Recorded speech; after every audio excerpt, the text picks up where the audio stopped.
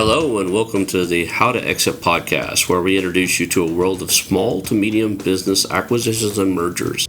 We interview business owners, industry leaders, authors, mentors, and other influencers with the sole intent to share with you what it looks like to buy or sell a business. Let's get rolling.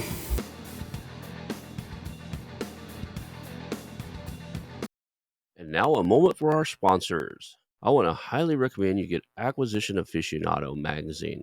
Every month, Acquisition Aficionado magazine brings you tactics for business buying and selling you won't find anywhere else. Learn firsthand from industry leaders who share their success stories, featuring in-depth interviews and stories from leading figures in the business acquisition industry. This multi-platform mobile magazine speaks to acquisition entrepreneurs wherever they are in the journey. And I want you to visit acquisitionaficionado.com today. Hello and welcome to the How to Exit podcast. Today I'm here with Christopher Wick, and I am looking forward to this conversation. It's been a long time since we've chatted. You've done quite a few more acquisitions, and I think we have a great topic to talk about today. So thank you for being here today. So glad to be here. Thanks for having me again. It's been a few years. I look a little different. I've got some more deals to share, so I think it's going to be a really fun time together. Yeah, you grew a full beard, and I let my goatee turn into a full beard, so we both changed, and I cut about a foot of it off. So Okay, cool. yeah, so I, we talked about what we were going to chat about just a little bit ahead of time. Before we do that, for the people that haven't met you before or don't know who you are, could you give us a little bit of your origin story and your background? Absolutely. It all started with an aha moment, and I love to share this aha moment as frequently as I can because I want your listeners to have the same aha moment. When I was 29 years old, and I'm 35 now for context, age does not matter. It's just a mile marker. It's how I remember all things throughout my career.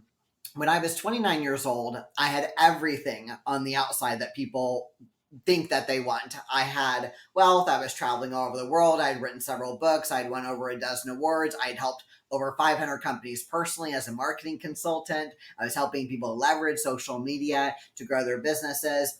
But at the age of 29 years old, I asked myself a very good question.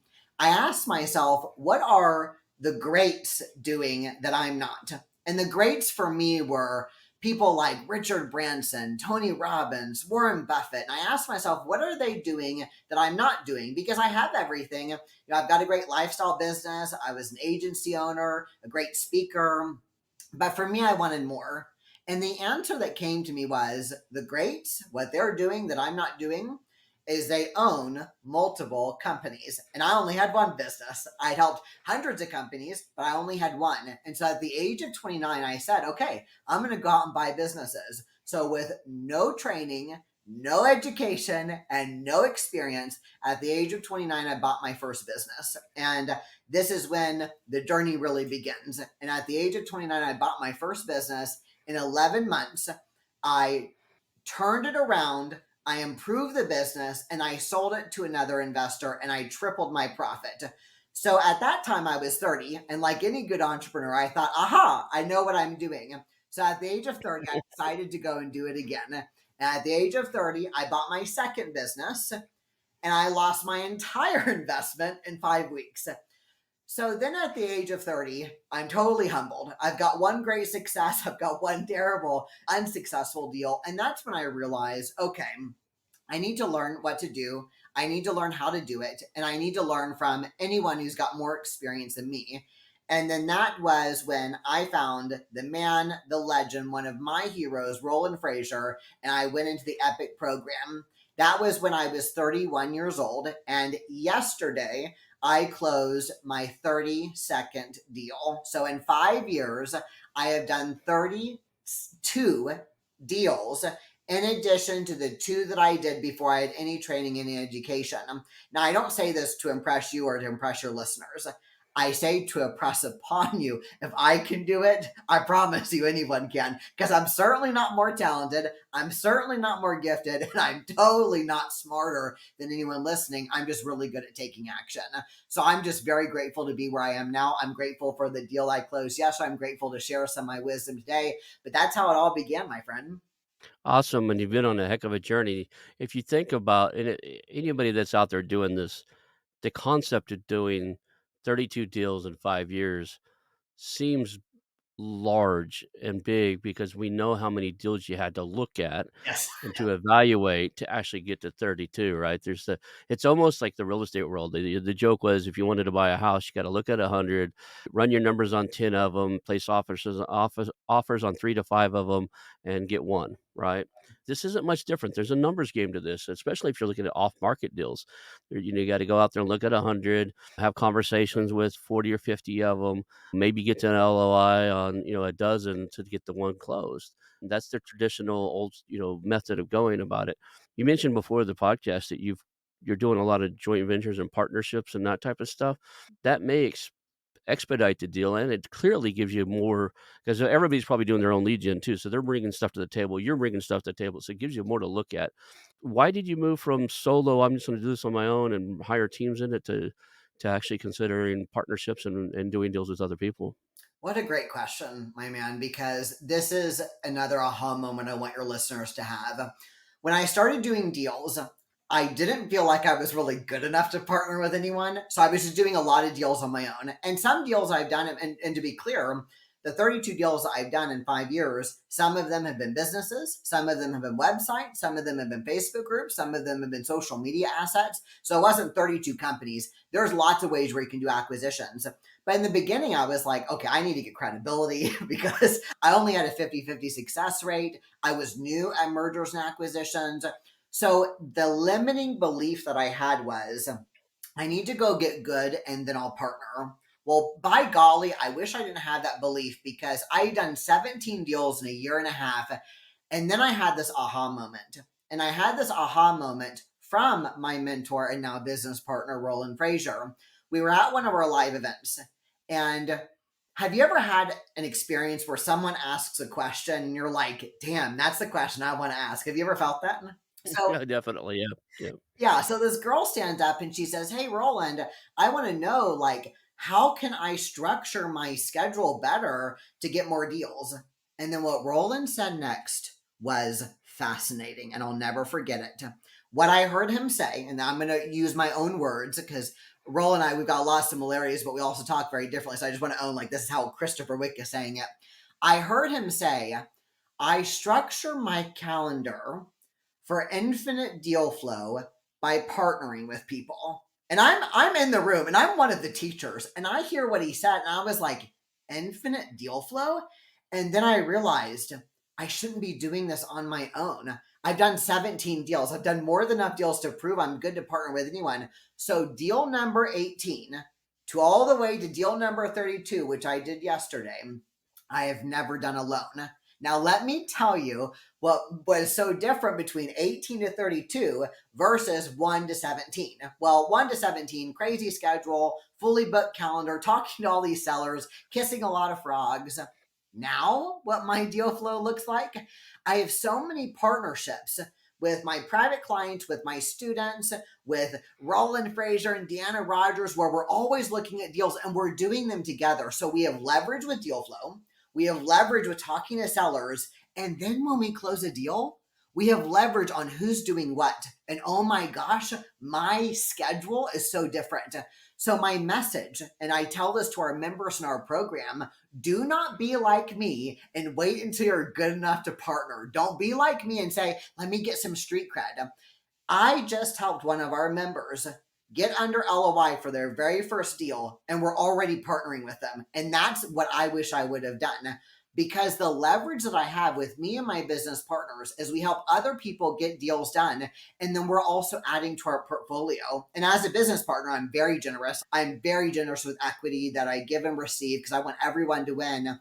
But oh my gosh, so the aha moment for whoever is listening, I want them to hear what my mentor said to structure your calendar and your lifestyle for infinite deal flow. Infinite deal flow. And now that I'm living this, where I partner on deals with my clients, my students, and then my amazing team, Roland Frazier and Deanna Rogers, and our amazing epic team, we have so many opportunities to not only win for ourselves, but to help our members win, which is so important. So for anyone who's listening, do not wait until you're good enough to partner. I promise you, you're good enough now. And it's really about the deal. Good deals find people and good deals find money. So just get a good deal and then bring it over to us and let's partner together. Yeah, it's brilliant. It's the same way like, I'm always putting parallelisms in there with, real estate because they say if the deal's good enough, the money will follow. I really believe if the deal's good enough here, people will wanna partner with you. People will wanna bring money to the table. If the deal's good enough, there's probably assets and stuff that can be collateralized, and if you have to go down a loan path or you have to do something creative and do some type of, asset-based lending or something against it later on, either for growth or for acquisition, it's available to you. So it's a lot of people when I chat with them, they say, "Well, I can't seem to get one across the rails." And I said, "Well, show me some of the stuff you're looking at."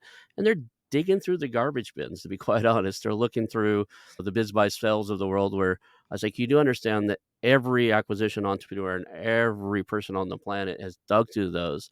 And if it's been on there for more than 6 months, it's probably got some warts somewhere. Right?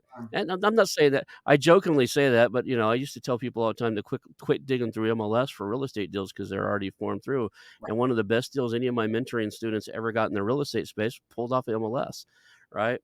And it was a bank-owned property, and he tripled the income he made off that one property more than any of my other students ever. So there are gems everywhere, I get that.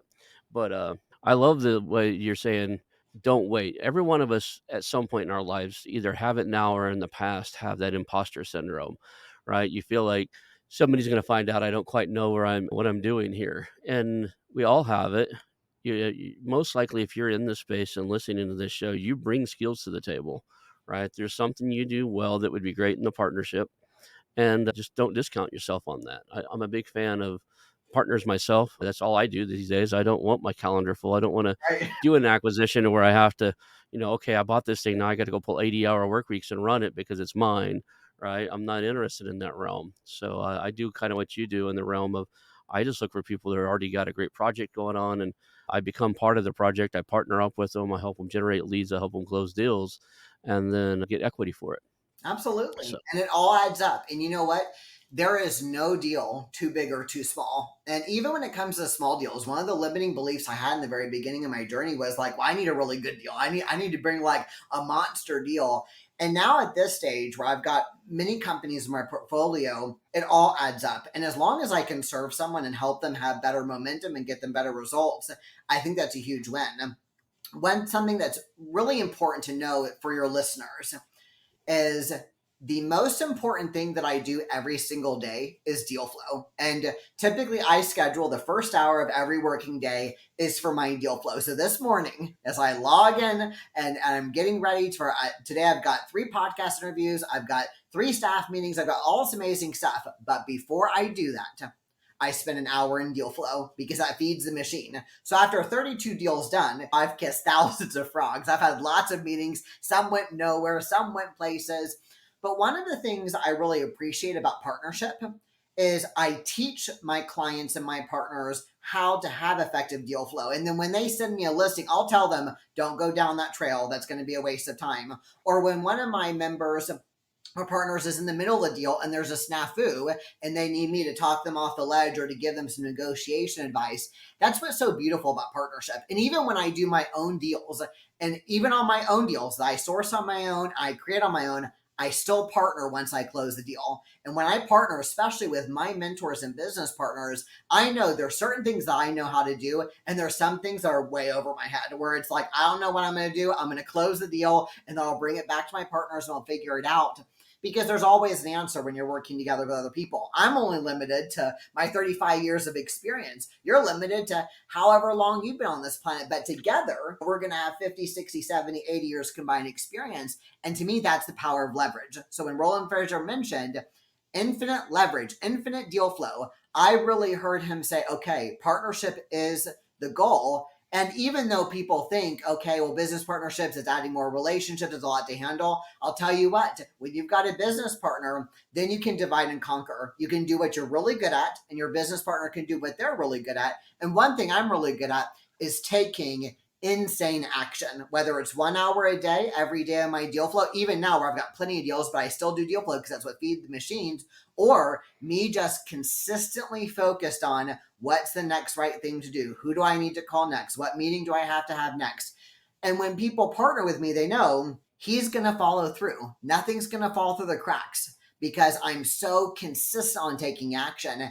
And maybe that's what your listener needs to hear. Maybe they're not the smartest guy in the room. Maybe they're not the most experienced, but maybe they're really good at being consistent like I was. And consistency led to me to being smart and having great experience because I got the reps. But in the beginning, all I really had to my name was I was just going to work insanely hard to get what I wanted. And whatever my teachers told me to do, I was going to do it and run with it. I wasn't going to question it. I wasn't going to doubt it. If they told me to write letters, I wrote letters. If they told me to send out text message, I sent out text message. I was just going to do whatever it took. And I kept doing it until I got deals. And my deals got better and better and better and better. Like deal number 31 is a screaming deal, whereas maybe deal number 2 was just an okay deal. Well, deal number 2 is the one that failed, right? So I don't know if I call that one okay. That was deal number 2. My first 2, I actually don't count in my Okay, okay. 30. So I've technically done 34 in like 6 years. But yeah, deal number 2, that was a disaster when I lost my entire investment. And I tell that story to my students every single time I teach about due diligence, because had I done better due diligence, I wouldn't have lost my entire investment. But you know what? I think I've told that story now probably 300 times, and it's been heard by hundreds of people. And by golly, if it just helps one person not get into a crappy deal, then it was all worth it to me. And the cool thing is you've recovered from it, right? You know, when you do what you do and you do it like that in the creative structure deals that we talk about in the different programs that you're involved with and ones I've been involved with, if you're not taking out huge SBA loans where everything in your world is collateralized, if something fails, it fails. You wrap it up, clean it up, and move on. It's a little dangerous. You play in the SBA game because they collateralize everything and your puppy, Yep. most people like to keep their puppies. So there's a different structure to these type of deals. Let's talk about, you mentioned something inside of there that kind of caught my attention. And you said you do deal flow is still your focus. It's an hour of a day. For those guys that are listening, maybe they're just getting started. Maybe they can't figure out deal flow, because I'll tell you, that's the number one topic. We have meetups, we have hangouts, or for our listeners to come hang out with us twice a month. One's coming up this coming Tuesday. That said, the first Tuesday and third Tuesday of every month, I meet with my listeners and people from different networks and stuff. Almost always deal flow or lead generation for finding deals in various industries is the number one. Like, how can I do this better? So what does deal flow look like to you? So you can automate and you can use CRMs and you can use AI. That's really not my jam though. How I have built my deals is I do one-to-one reach outs. And even like this morning when I'm doing my deal flow, Mhm. and I've got lots of deals coming in because I have deals from my private clients, I have deals from my students, I've got deals for my business partners, but I'm never just going to rely on someone else's deal flow. So that means even just me, just Christopher by myself, I'm still going to do one-to-one reach out. So even like this morning, I'll kind of just give you a snippet into what I did. I did 23 outreaches this morning. And I did this in between a podcast interview and then a meeting and a mastermind that I'm in. And I had about 50 minutes. I thought, okay, I'm going to knock out at least 20. That was my goal. I reached out to 20 people on LinkedIn. I sent them a connection request, sent them my intro message. So you don't even need Sales Navigator. You could if you wanted, but you don't have to pay for that. I currently have Sales Navigator because my team needs it for all sorts of stuff that they do. But I personally click on a LinkedIn, I go and send them a message. Then I do all my LinkedIn outreach, and then I send them an email, and it's really from me. And there's cold email program, and like my CMO, he does all this amazing cold email ninja stuff, and that's great. But when it comes down to me and putting the message out there, I'm always going to take that action of one-to-one reach outs. What that gets me is it gets the authenticity that I'm a real person. When I reach out to someone, they know I've not used AI, that I've not used a CRM. Now, are there ways where you can use, like, for example, Roland Fraser's amazing with AI and teaches all this amazing stuff. When it comes to me and how I understand the world, I leverage my best asset. And my best asset is taking action. Even like you mentioned, like when deals don't work out and you bounce back, I use the example of, have you ever seen those clowns that you punch and they just pop back up? Dude, I'm that clown. I tell people I'm the clown. You can continue punching me and I'm going to get back up. I can do something and fail and I'm going to get back up. And y'all, it's been 35 years and I keep just getting back up and I don't care. My best asset for me is taking action every single day. I've got really strong muscles when it comes to taking action, which is why this morning, in between a podcast interview and a meeting with my mastermind, I've got 50 minutes and I knocked out 23 reach outs. Because when I do that every single day, in addition to deal flow from networking and my business partnerships with my members, I always have deal flow. And when you're an M&A entrepreneur, deal flow is the fuel and the engine. The moment you don't have deal flow, you don't have deals. And so that's why, even after doing 30 deals in 5 years, every single day, take an action, take an action, take an action. And I honestly, at this stage, with how big my goals are and with how ambitious I am, I do not see that ending anytime soon. I revealed to some students of mine last week, I had them guess at what's my goal for the next 3 to 5 years. What do I want? I had them put in the chat box. Maybe you want 30 more deals because you've done 30 already. Maybe you want 100 more deals. Maybe you want 75 more deals. With the way that I'm operating today, what I want in the next 3 to 5 years is I want minority interest, equity, or control in 50 to 100 companies. That's what I want. And here I'll tell you why I want it. You might think I want it just because I want to line my own pockets, and income is great. Impact, though, is far more important to me because if I have interest, equity, or control in 50 to 100 companies, that's 50 to 100 ecosystems of families and employees and communities and customers that we serve. On my own, just Christopher alone can't impact that many people. But having that leverage of 50 to 100 companies, that is going to be monstrous impact to really change what is really inspirational to me, which is to really impact our economy, impact our local economy, impact families, impact education. Now, do I become super wealthy in the process? Absolutely. I live a life of total abundance and I'm so privileged and I'm so grateful. And it's because I care so much about impact and I will not stop taking action. I'm going to be that little clown that just keeps getting back up and I just don't stop because I'm not motivated by money. Money is great and it's necessary and I need it and it's a good fuel to have in the business. But what motivates me intrinsically is helping others. And I will never reach that goal. Monetary goals I will reach and set new ones and set new ones. When it comes to serving others, I will never be satisfied. I want to continue to give as much as possible. I'm a big fan of that. I'm a believer in that. I had when I was in Tulsa running the real estate company, I had a buddy of mine come in and he did manual labor. It was raining real hard, so he didn't get to work that day. He stopped by and he heard me answer the phone, right? And I said, Ronald Skelton, I named that company and I said, how may I be of service? And after I got off the call, he looked at me and said, you know, and at that time I owned two. He's like, two different companies, you have this, you have that. Why in the world would you answer the phone that way? Well, those people should be serving you. A lot of those guys are your point employees. I was like, no, the reason I have everything I have is I'm always of service, Yes. right? That's how may I be of service is the way, somebody sends me a cold email and like, hey, can we have a chat? I go, well, how can I be of service? I don't tell people no usually until I know I'm not interested in what you're trying to pitch. But at least I always try to figure out where's somebody going and how can I help them get there? If I can do that, it's the old Zig Ziglar, I think, is the one that had it. It's like you can have anything you want in your life as long as you help enough other people get what they want out of life.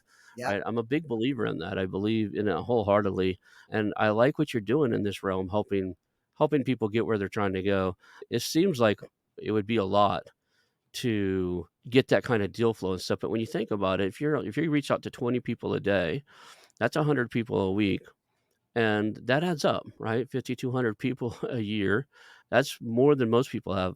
When I get these people on, when I get my listeners join in and stuff, they'll ask me all these different questions. It's almost the same answer every time. Like, how do I figure out what industry I should be in? Talk to more sellers. How do I get a deal across the line? Talk to more sellers, right? It's the old adage is you'll know more as you build this muscle of talking to sellers, trying to figure out where they're trying to get and helping them get there. I talked to probably 50 to 100 sellers in the coffee industry before I realized I didn't want to be in the coffee industry. I really thought I did. I really thought I could take the coffee industry, find a good roasting companies, turn them into subscription based services. I had this whole business plan in my head. And it wasn't until I've interviewed probably 50 to 100 of them, some people that did a lot of stuff imports. I have people and connections that, bring beans over from all different parts of the world, and then really learning the inside of what that industry is like. It's kind of like the diamond industry. There's a lot of dirtiness to it. But you won't know these industries. You won't know what business you want if you I have people say all the time, "Well, I'm industry agnostic." Well, of course you are. You haven't talked to enough business owners yet. And you're so smart to have gone so deep in that industry before doing a deal, because I especially see people who go into an industry that they think is going to be sexy or fun, like SaaS, or they go into technology, but they don't even realize the pain points. And one of my favorite criteria of businesses is really like the boring stuff, like a waste Mhm. management company. How boring. Like, who wants to say, oh, I own waste management? Well, me, I love businesses like that, because look, AI is going to come in and slice and dice so much of what we do, but we're still taking out the trash the same way, or we're still doing plumbing the same way, or we're still replacing roofs the same way. And so I like to focus on Bob's boring old businesses. I don't want the sexy SaaS. I've owned a SaaS business before, and it was like, okay, this is too techy. There's too much complicated. And when you understand an industry, like how deep you went in the coffee to know, like, I actually don't want this. Oh my gosh, you just saved yourself years of time, tens of thousands of dollars. And when I partner with my students and we get to partner on deals together, and I say, don't do this deal, ask me how I know, and I tell them why it's not a good deal, well, I've just saved them years of hardship. I've just saved them tens of thousands of dollars of investment. Ask me how I know, because I've lost it myself. But to have someone to go to say, hey, partner, hey, coach, is this a good deal? That gives you the opportunity to make sure, like, yes, this is a sound decision. Like when I did deal 18 and beyond, and I never did a deal alone again, I had someone to ask to say, like, hey, is this deal good? Should we still do this? Or they get to ask me, hey, how's this look? And then you get two heads are better than one. But in the beginning, as entrepreneurs, I think many of us are trained to do it alone, or to work hard enough to be worthy or to be good enough to do it. And what I tell people is, no, deal one, start off with a partnership.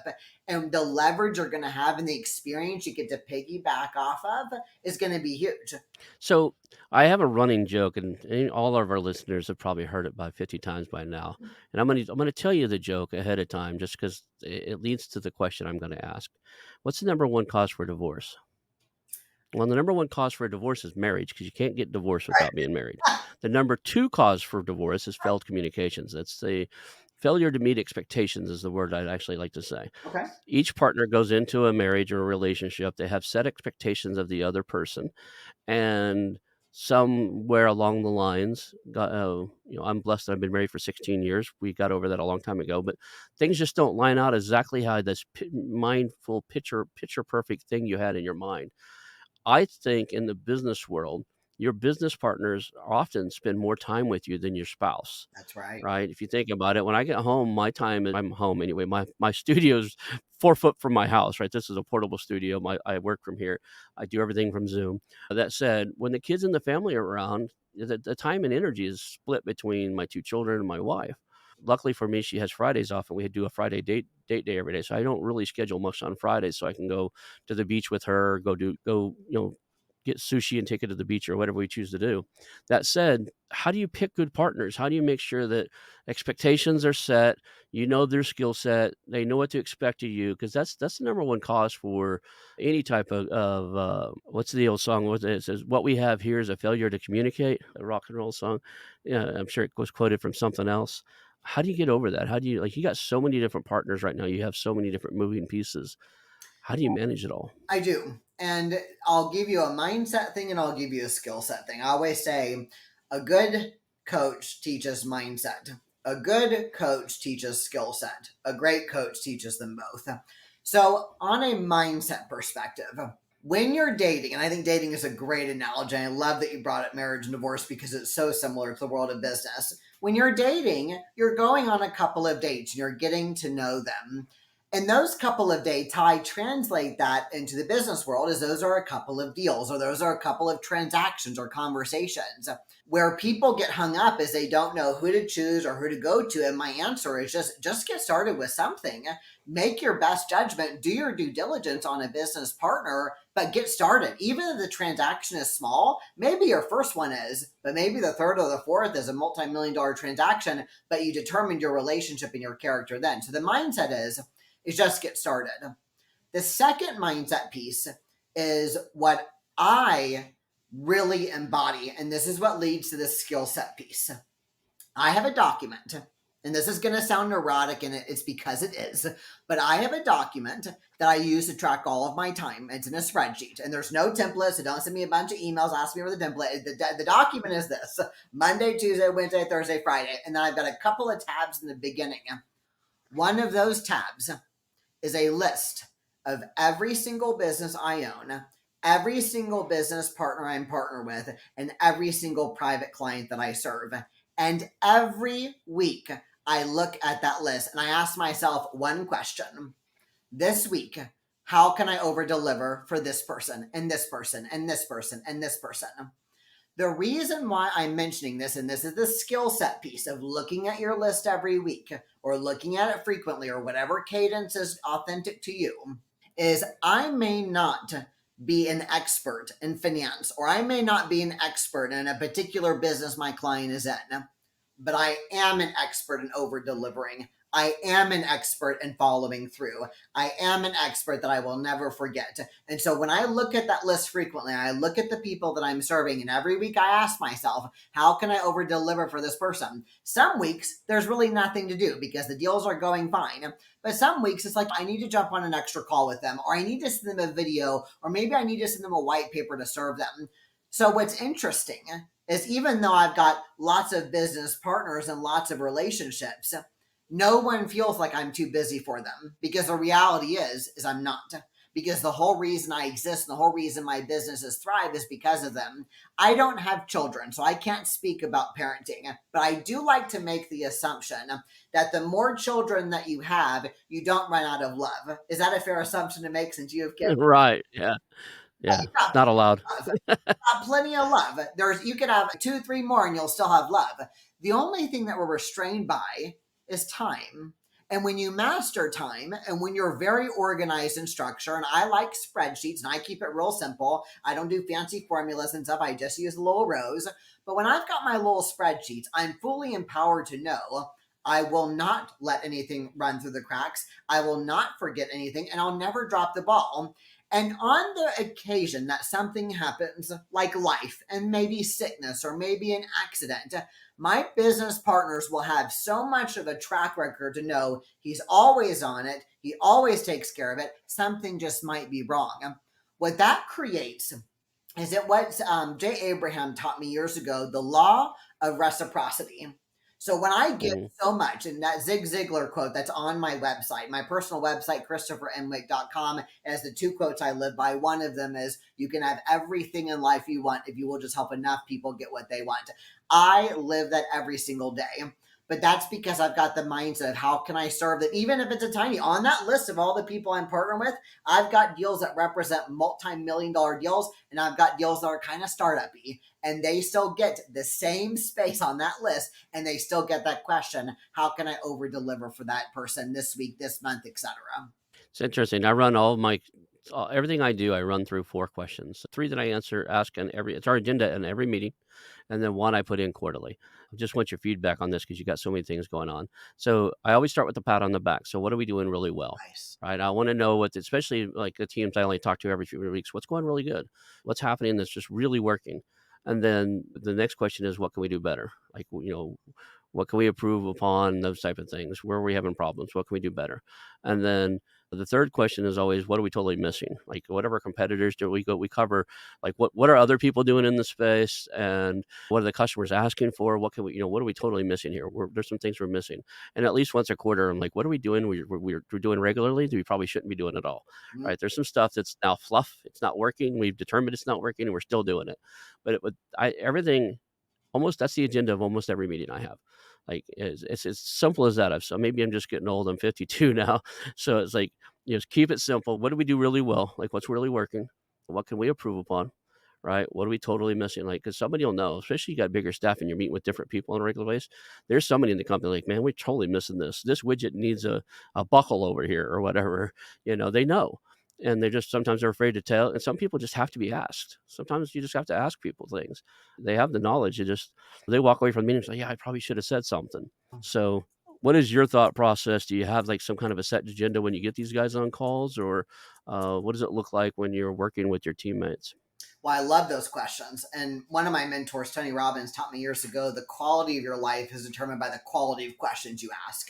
And Mhm. so, one of the questions I ask when I begin every single meeting, and so the people that have had meetings with me, as they hear me say this on your show, they'll recognize this. But I always say, what would be the best thing you could get out of our time together today?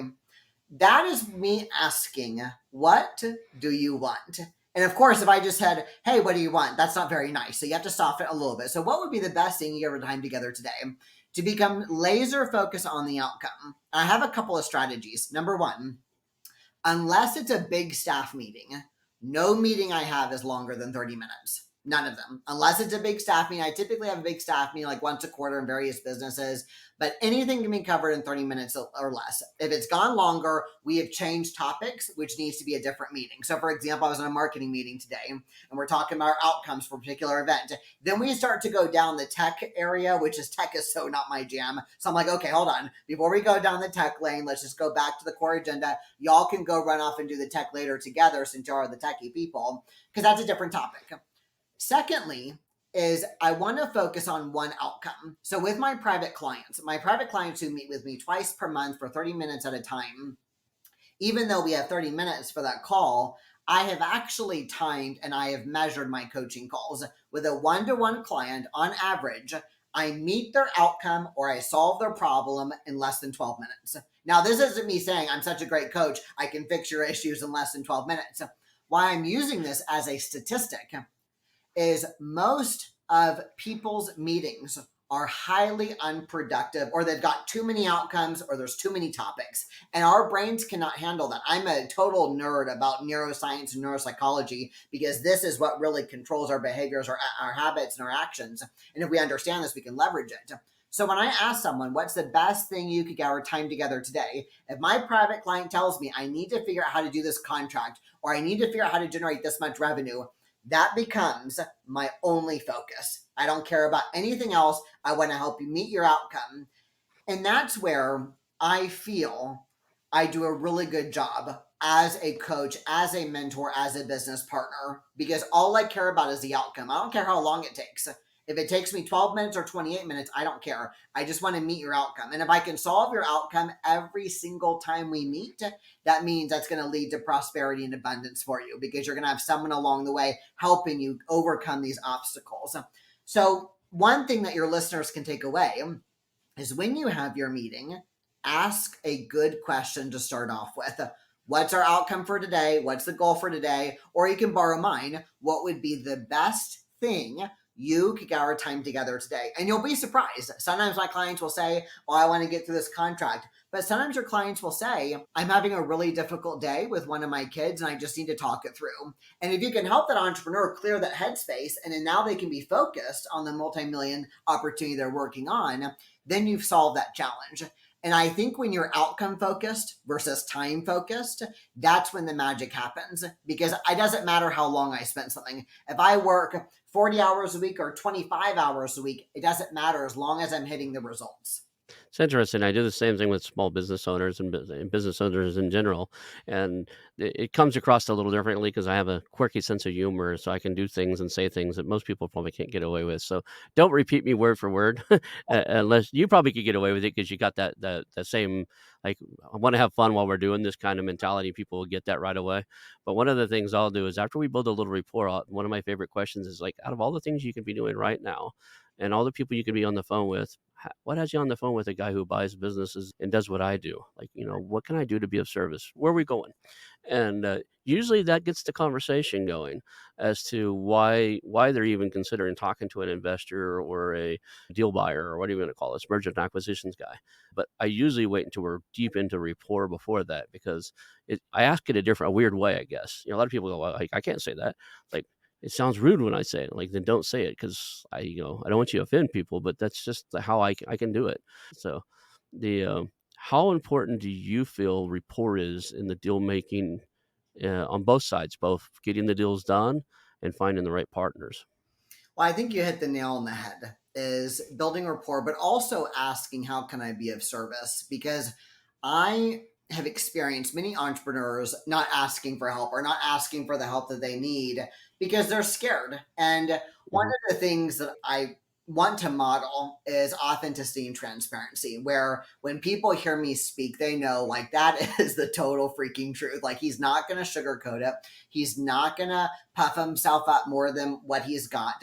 Because I think one thing that we get really disillusioned by in our entrepreneurial community is only seeing when people are successful, only seeing the Lambos or only seeing the mansions. And the reason I so voluntarily tell my story about my first deal, I tripled my profit in 11 months. And I thought, aha, I know what I'm doing. And then my second deal, I lose my entire investment in like 6 weeks. And I think, aha, I don't know what I'm doing. Is right away, I'm leveling the playing field. And when we are on equal ground, that is when rapport happens. Rapport happens in connection. Rapport happens when you can find similarities and then also let the BS go. So when I go into a meeting, one, they know I'm not going to go into the meeting puffing myself up and pretending I'm someone I'm not. The reason I count my deals is so people know, like, he is legitimate. Like, he closed deal number 32 yesterday. So they know it's not like, well, I've done over 600 deals. You can say that when you get to a point. When I was a marketer, I helped over 500 companies. But when you're in the beginning and when you're doing dozens and you're not hundreds, be authentic with where you are. When it comes to business partnership, when you bring down your walls, and I do a really good job at bringing down my walls because people know I'm not a techie guy. I don't understand a fraction of the AI stuff. And right now, I really don't care that much because it's not really impacting me too much. I will soon care one day. But right now, I'm just focused on what Christopher can control. And I can't control the AI and all that. But when I bring down the walls and people know, okay, he's not techie, he's not going to get too fancy, he's not going to get complicated, and he's really not. And I even tell people it's not because I'm more gifted and talented, it's certainly not because I'm more smart, it's just because I take action. And everyone's capable of that. Everyone's capable of taking action. So when you're wanting to partner with someone, don't just walk in with your achievements and your highlights. It's easy for us to feel good when we're focused on our highlights, but can you also tell about a time you lost? Can I tell the story hundreds of times of how I lost my entire investment in deal number 2 so people know now I really know what I'm doing because in the beginning I didn't. That I think is so worthy of building that connection and that trust. And I think what my business partners have in me, whether it's a small deal or it's a multi-million dollar deal, is they have trust. They have trust I'm going to be authentic. They have trust that when I say I know something, I'm going to tell them that. And they also have trust that when I don't know something, I'm going to go figure it out. It's interesting is, being authentic. People ask me all the time, they say, "Well, why you've been an entrepreneur all your life, you started multiple companies, why buy them now instead of starting the next thing?" And I'm like, "Well, first of all, I'm 52, and I'm a very logical guy.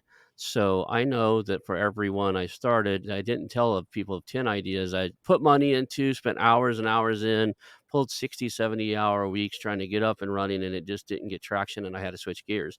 Most of the ones that people see that actually I either grew, sold, or did something with is because they were getting traction. Anybody that's in the startup game knows that you got to toy with a bunch of ideas to make one stick. It's a numbers game that's very brutal and expensive, to where in this game, it's a matter of picks. It's like a relay race. You don't have to go out there and practice to run the marathon. You just need to pick up the baton where it is and take it to the next runner. I'm a big fan of looking at something now and saying, how can I improve upon it, as opposed to all the different things you have to ask inside of that startup world, which is like, is there going to be product market fit? Is there, are the customers going to believe your story, like, and really own it and take it into their own? Will you ever even have a customer? Right? I've actually created, companies out there where I thought was a great idea, and it was everything I could do was pulling teeth to get a customer, right? And my friends and family were my customers because I gave them a super discount or gave it to them for free so I could have a customer on the webpage. I'm just not wanting to play that game anymore. Maybe it's age and patience. Maybe it's the fact that I want more time for the kids and stuff. So I don't want to pull ADR work weeks and the crazy stuff you have to. But why is it that you love this industry? You clearly have started other stuff before you got into buying them. What is it you like about this as opposed to just coming up with an idea and hiring a team? Clearly, you got the funds to do it now. You Yep. got the funds, you got the knowledge. What stops you from popping startups up? I think new shiny objects are very seductive for most people. I also think the word more is very seductive. And one of the things, and I really relate to your age and also your wisdom. And some of the wisdom that I have after dozens of companies bought and sold is understanding where we're going to have the greatest impact. Are there times where I will make an exception and look at a startup? Yes, but that's very infrequent because I need something that already has momentum. That's also a different mindset. When I was in my 20s and I built my agency from nothing and I scaled it, then I later sold it, that was a huge accomplishment. But it was also very difficult and very unproven. When I go into an existing business already, we have something that I think is more powerful than any business asset you could ever go out and get, and the word is history. One of the most dangerous words, I think, is potential. I always tell my students, if you're dating, you don't date someone for the potential of who they could be. You need to love them for exactly who they are. So don't get caught up in NRE, new relationship energy, and think about the potential of what they could be. Don't wish that they were taller or shorter or richer or poorer or more healthy or less healthy. Love them for exactly who they are. When you look in existing business, you see the history of what the business has done. I don't want to be sold on the potential. I tell my sellers, if you could have by now, you would have by now. Let's look at today and yesterday. Let's not talk about tomorrow. Because that's where my certainty comes from. Is this going to be a good investment? What went so wrong in deal number 2 all those years ago is I didn't realize how much of a startup it was. And that was where I failed. I failed to do proper due diligence, that I did not verify the history. I just went in because I was coming off this great success of selling my first company. And I thought, aha, I'll do it again. And then I realized, oh, okay, you really got to do due diligence. So when I go into an existing business, I have capital H history instead of the capital P of potential, which I don't want. Now, I do think this is a very exciting time for people really caught up in AI and tech, and that's just a different personality. The personality that I have is I want to focus on predictable, repeatable, and valuable. I think when we get into the potential, that's just for a different type of criteria. That's a different type of investment profile. I'm likely not going to invest in the next Uber. And for the 0.001 of the venture capital funds where they fund an Uber or they fund a really cool startup, they're okay with those odds. I remember a venture capitalist I met 10 years ago. He says, I'm just hoping 1 out of every 5 deals works. So he's going to invest in 5, hoping 1 works. I don't like those odds. And for me and for my personality and for the certainty that I like is I want to go into something that already has existing success. I don't want to create it from ground zero. I've done that before. It's a lot of work, and it's the VC game, right? You know, that I love what you said about he wants to invest in X and only 1 or 2 of them have to work. That's the VC game. Most of them do the model where if they invest in 100 and only 2 or 3 of them make it, they're okay, right? Because they've taken significant equity of those companies and they're playing the unicorn hunting, right? They're looking for the one that's going to go 100x. They're going to be the Uber. And if you really look at Uber, I don't think it's profitable yet. They're still pumping money into that thing. Same way with Amazon. Amazon got money. It's profitable now, but Amazon got money pumped into it for years before it actually turned to real profit. That's a tough game to play. I like that you said you've invested in history and not in potential. I bet that doesn't go over very well with the brokers. You deal with many broker deals? You know, man, I have never in my 5 years of doing acquisitions full time, I have not seen a broker deal under my watch go through. I've heard about them. I've heard of some of them happening. Right now, I'm actually doing an experiment where some of my deal flow, I'm going after an industry that's very old. And part of me, I've included reaching out to some brokers just to test the theory, just to make sure what I'm teaching is still sound. Because as a teacher, I want to be the greatest student. So I'm always testing my theories. And by golly, I've had 4 brokers tell me today, I cannot schedule a call with you. I want to get on a call with you before I send financials. And I told them, I said, I have so much deal flow. I need you to send me the financial, or at least bullet points before I get on a call. I can't give every deal 15 minutes. And what they don't realize they're doing is here they have a buyer who's fully capable, fully funded, and you're going to miss out because your preference is because you don't want to give financials before the call. What is the call going to be about? Are you just going to ask me who I am? You can go look online. So I'm very challenged because I've not yet met a broker who really wanted to make a deal happen. I think there's so many barriers to entry. There's so many snags of get on my calendar. I'm not going to do that. I'm not going to do that with hundreds of deals coming at me weekly. I'm not just going to hop on for a 15-minute intro call. Send me something, man. Like, because I want to make a deal. So I've not yet seen a deal. Have you seen a deal under your watch with a broker go through? No, yeah, I guess my partners did one in Australia, but they vowed against all brokers for all future. It was really rough. The broker almost killed the deal multiple times.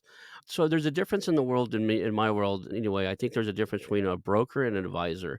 I've seen sell side advisors that they worked with them for years, they've coached them, they've mentored them, and they got them ready for sale, and they bring a deal to you. There's a difference between that and a broker is somebody's, they've only been with them for 3 or 4 months. They've got the numbers reworked, and they're trying to sell you on the potential of this reworked, remastered set of books that they cooked. Yeah, sorry for my biased opinion, Right. but I've had a few good brokers here on the show that they really work with their clients. They really do great things for their clients, and it's the people like at Quiet Light and some of these other places. They're getting deals done.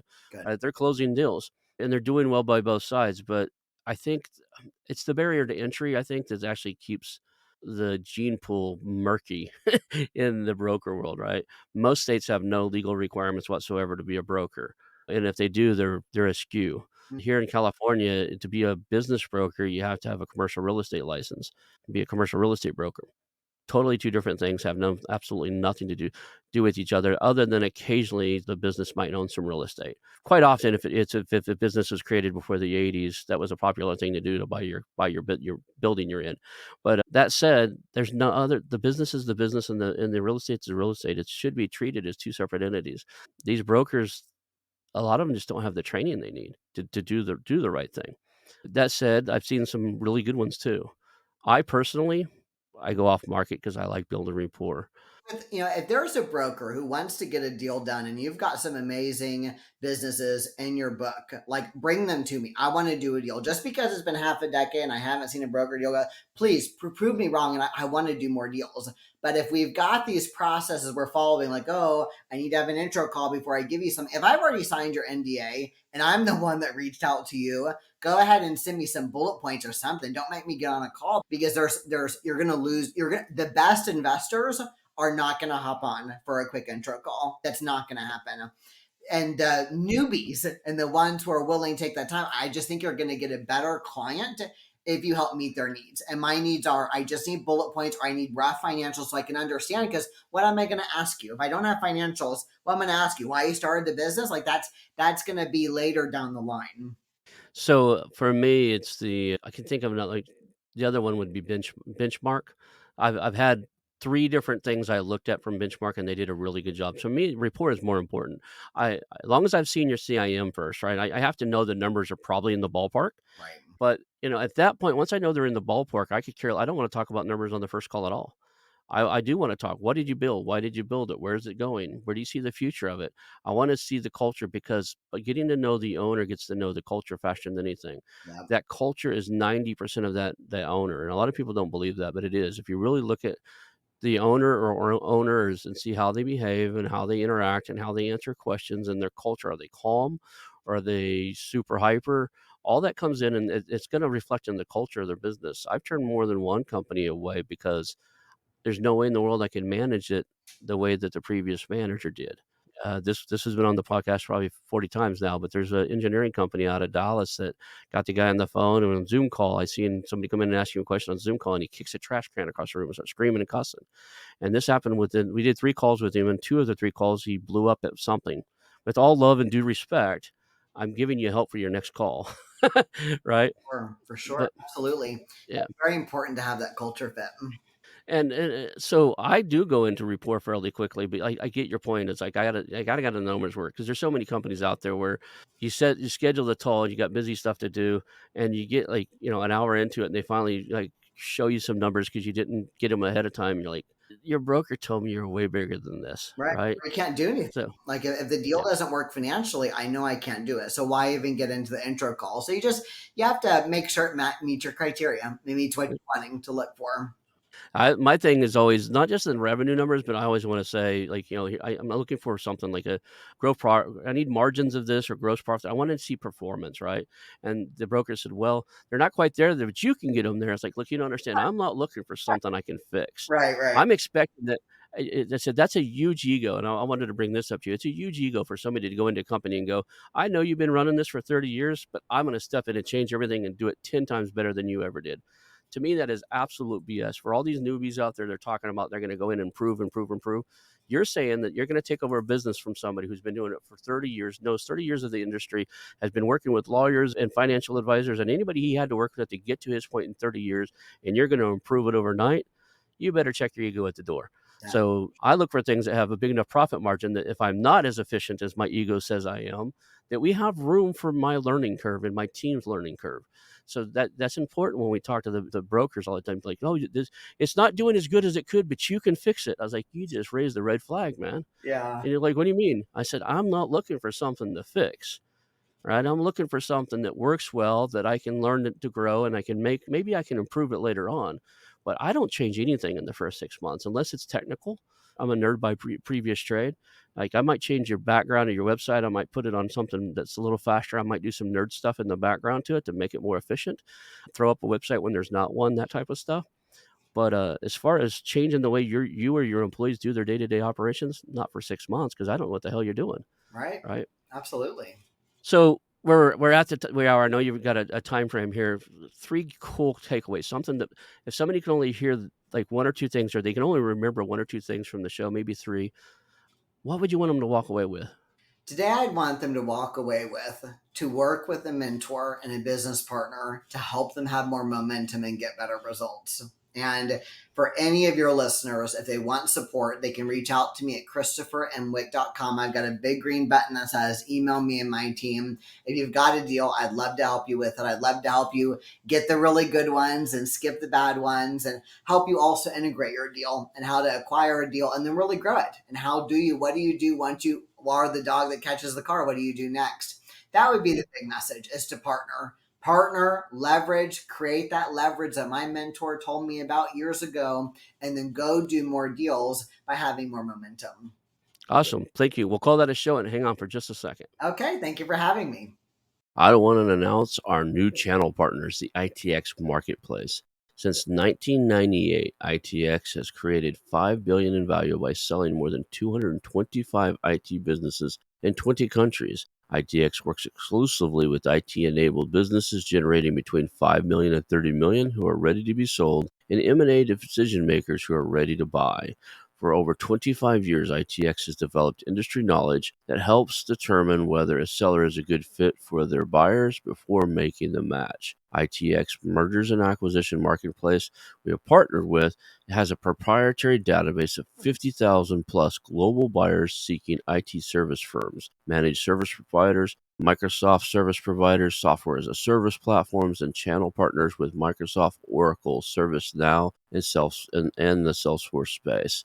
If you have an IT-enabled business you're ready to sell, I want you to visit the itexchangenet.com/marketplace. How to exit. That link will be in the show notes. Visit them now.